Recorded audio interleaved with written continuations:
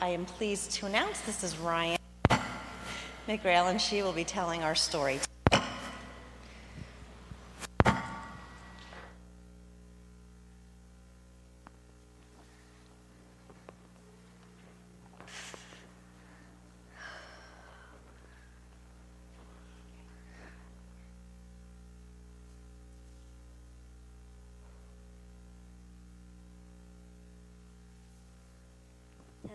Testing.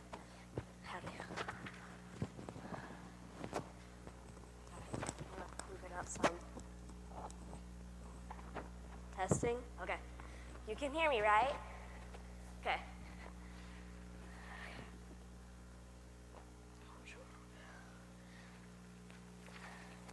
This is the desert. It's a dangerous place. People do not go in the desert unless they have to. There is no water there. And without water, we die.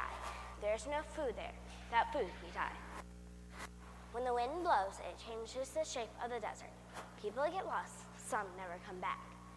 In the daytime, the sun is so hot that people must wear lots of clothes to protect themselves from the sun and the blowing sand. The sand stings when it hits your skin. The sun scorches you by day. At night, it is cold. You need many clothes to keep warm. The desert is a dangerous place.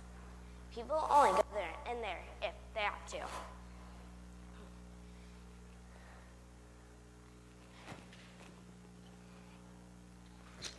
The people of God went through the water into freedom. They were free, and Marilyn led the dancing. Now that the people are free, where will they go? What is the best way?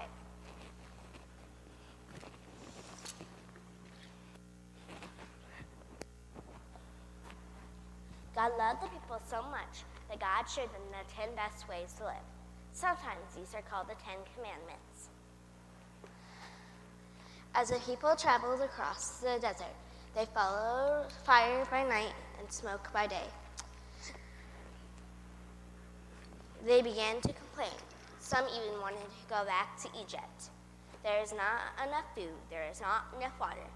God helped Moses find food and water. Finally, they came to a great mountain.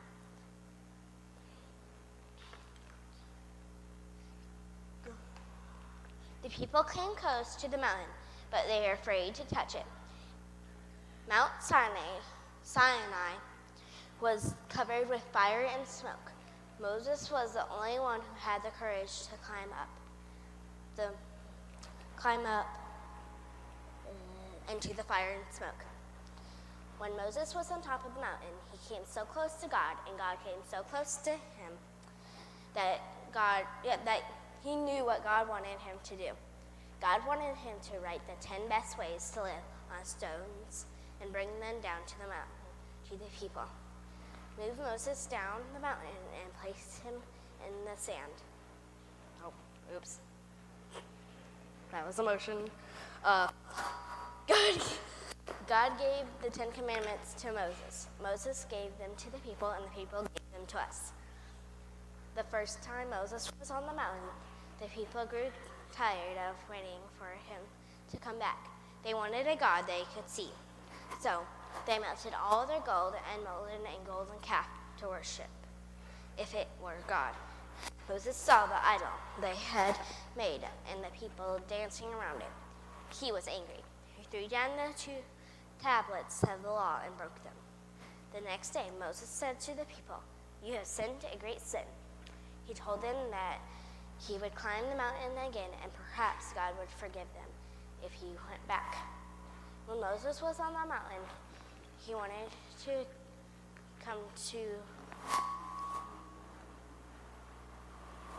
come even closer to God's presence. He wanted to see God's face. "Show me your glory," Moses said. God said, "You cannot see my face and live." God put Moses in a cleft of a rock and put his hand over him to protect him from God's presence. God took away the hand after passing by. Moses saw God's back. Meeting God face to face is something too much for us. When we see God's back, we can follow God all our days.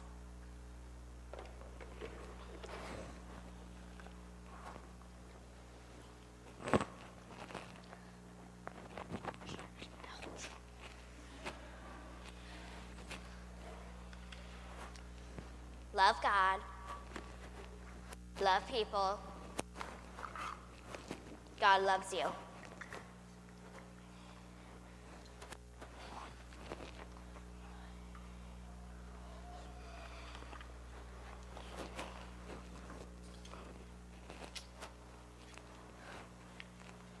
Don't serve other gods.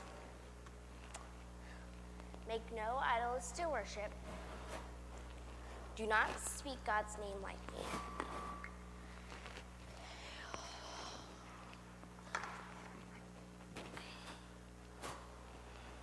Keep the Sabbath holy.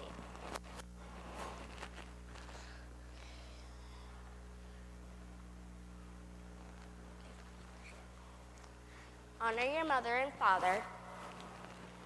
Do not kill. Do not break your marriage. You know, when people get married, they think that it'll last forever, but sometimes it doesn't work out.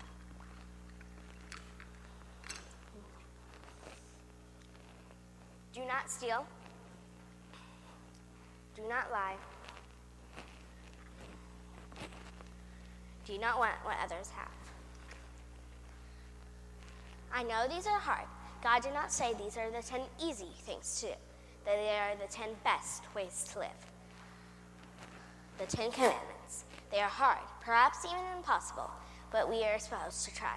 They mark the best ways, like stones can show the right path.